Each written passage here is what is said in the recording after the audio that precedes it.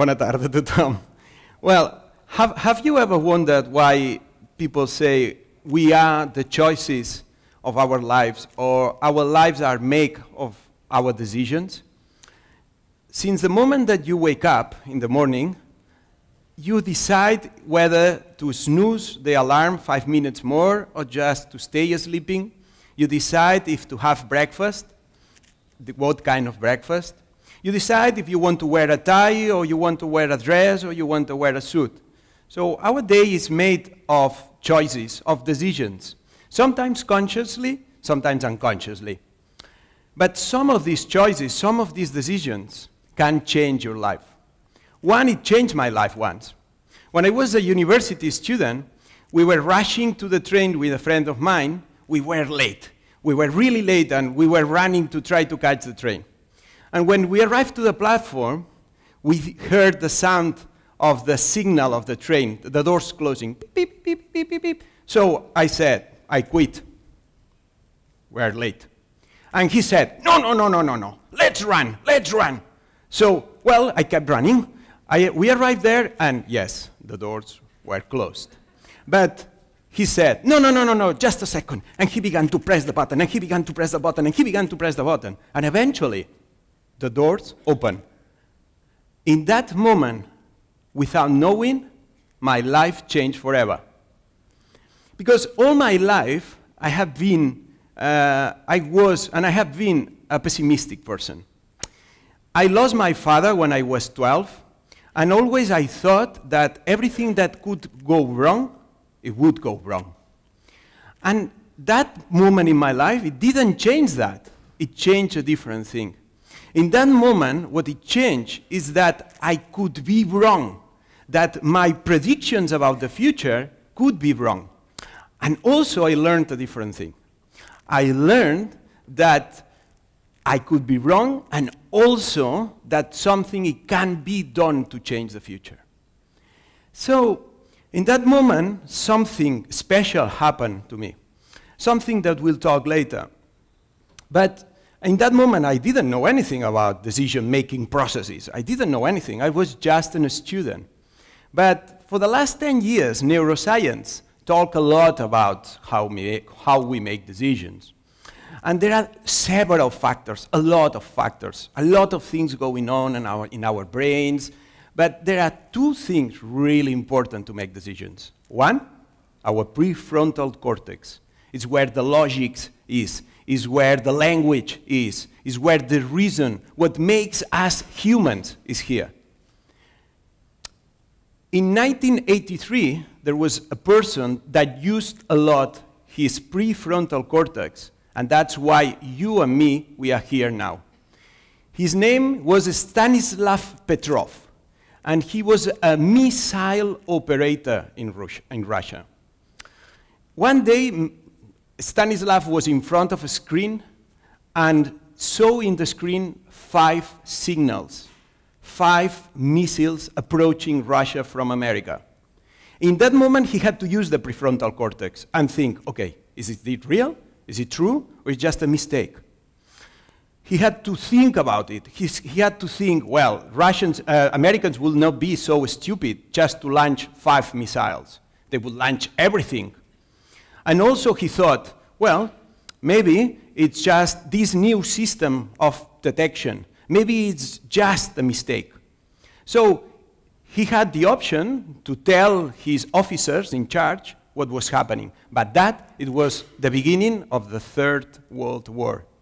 And then you and me, we wouldn't be here now.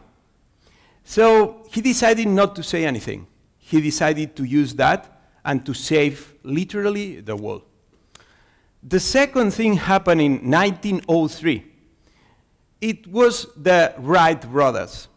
If the Wright brothers had to listen everyone else, we wouldn't be flying now, probably, because they used again the prefrontal cortex, and they began to think logically about science, how to create a flying machine, how to control a flying machine. And because they were using that, now all of us, we can fly. But also, we have a different machine in our brain. It's called the dopamine neurons. And the dopamine neurons, we could call them the neurons of pleasure. Because what they do is every time you think about something that is going to happen, if it's good, then you have a very good feeling inside you. They are the neurons in charge to predict the future, to think, if I shake the hand to that person, he will be happy. They are the neurons in charge of saying, if I shout to this person, he will be angry with me. They are the neurons in charge of forecasting, of predictions, of seeing the future. So with these two tools, we create and we make our decisions mainly. But how this works, how really we make decisions sometimes, and why sometimes it goes wrong? Well, what we do, first of all, we set a goal. We say, I want to kiss that girl. I want to win the lottery. I want to change my job. And then we create in our brain a lot of dopamine, so we feel good. We feel really excited about something. Well, that's the first step, because then we have to make a decision. We have to decide whether to try it or not, whether to stay there or to do something about it. If you try it, if you really want to try it, and you make it, you succeed, then you have a lot of dopamine in your body. You feel good again. But if you fail, then what happens inside you is that you don't have more dopamine. And then you feel bad. You feel frustrated. You don't feel good. But something magical happens in that moment. Your neurons begin to rewire, to reconnect in a different way. They learn. They learn how to do things differently. So, feeling bad, it's good. Sometimes what happens is that we decide not to try things, not to risk. Why? Well, because we are afraid of failing. We are afraid of not making it. And then what? Well, when you decide not to do it, what happens is that you don't have dopamine. And then you feel bad. You feel bad, but something worse happened. What happened then is that you don't learn, because nothing happens. If you don't learn, then you think that you were right. For example, if I want to kiss that girl, but I'm too shy, believe me, happened to me. If you are too shy, what happens is I say, oh, no. She will reject me. She doesn't like me. So you don't try it. And because you don't try it, you keep thinking that she doesn't like you, that she will reject you. So you feel good about feeling bad. And the third option, it's even worse. The third option for me is the worst one. It's the following one. Because you want something, but you are afraid of being frustrated, you change your way of thinking, and you say, no. For example, in an exam, think about an exam. I'm sure that you know someone that when you approach to him, they say, hey, how is your exam? Are you prepared for the exam? And he says, well, I'm going to fail. Well, come on, I know that you try hard, you studied a lot. And he says, yeah, that's true, but you know what? I prefer to think that I'm going to fail and then to have a surprise rather than simply thinking that I'm going to pass and then to feel frustrated. And that is a terrible plan. Because when you begin to think that you are going to fail, there is no dopamine. There is no feeling good. And if you begin to create images of failing, because you want to think in that way, you begin to feel bad, anxious, nervous, unfocused. And what happened at the end? You fail. So you were right from the beginning. In 1941, Adolf Hitler made two really bad decisions for him. Really good for us, very bad for him. The first one, it was, well, you know, we are winning the war. We invaded France, we invaded Poland, we invaded Netherlands, we invaded Belgium, we invaded Austria. We are invading now Russia. Operation Barbarossa. So he put a lot of people, a lot of resources to invade Russia. And you know what? He was winning the war. Until he arrived to the doors of Moscow. And here it comes the second bad decision.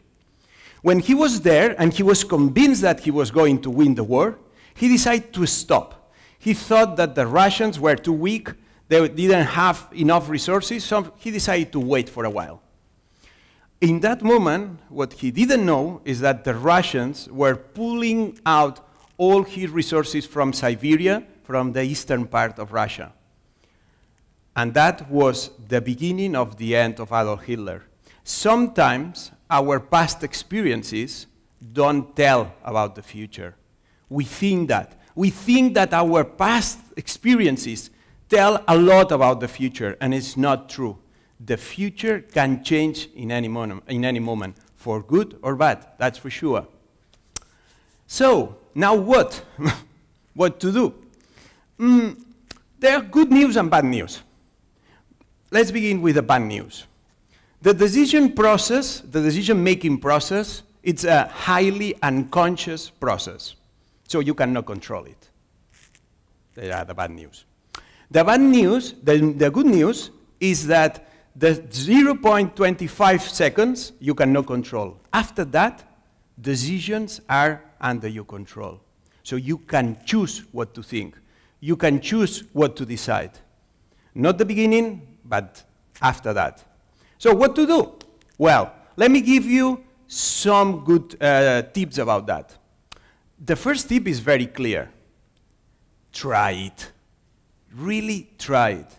Because you have to prove to your brain that your brain can be wrong. What is called do a reality check. But it's not that easy.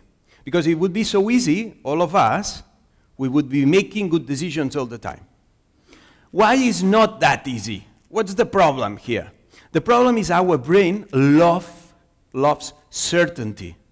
To be sure about things. You need to be sure. I need to be sure that this ceiling is not going to fall over me.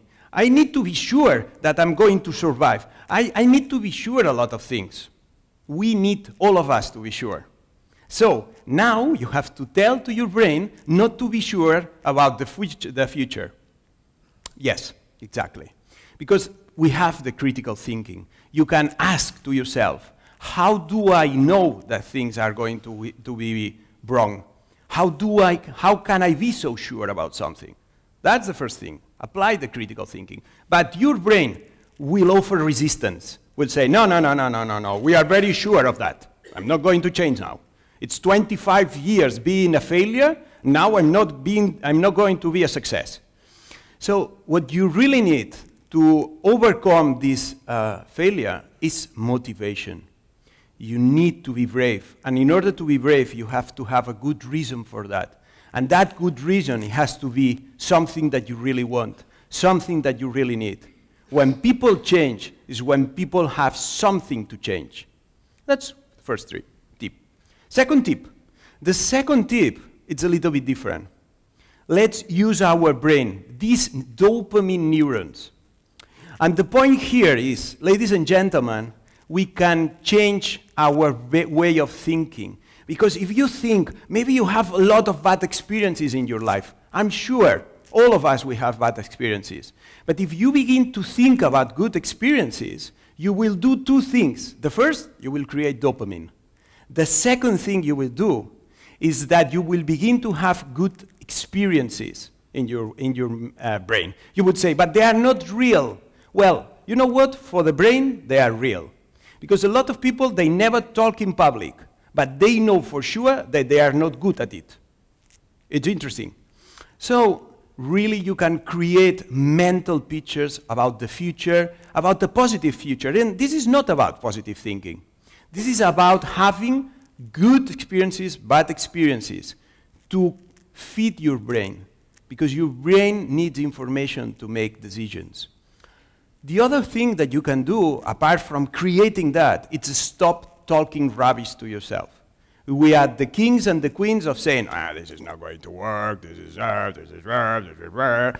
And every time you talk like that to yourself, you are creating bad neurotransmitters.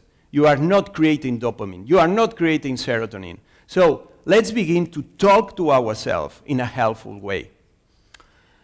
And also, you can begin to gather information from different sources. We are so focused in ourselves, in our things, and in our way of thinking, we forget that around here, there are a lot of people with a lot of clever ideas. If you begin to use all this information, if you begin to think in a different way, if you begin to create different experiences, if you begin to talk to yourself in a different way, then your brain will begin to make unconscious decisions a lot better than it does now. But it's up to you. It's the quality of your thoughts, what it will create a different decision inside you. When I was in front of that train, I never thought that from being a shy, pessimistic, geeky engineer, one day I would be talking in front of so many people, and especially in English. So it's all about decisions. Thank you very much.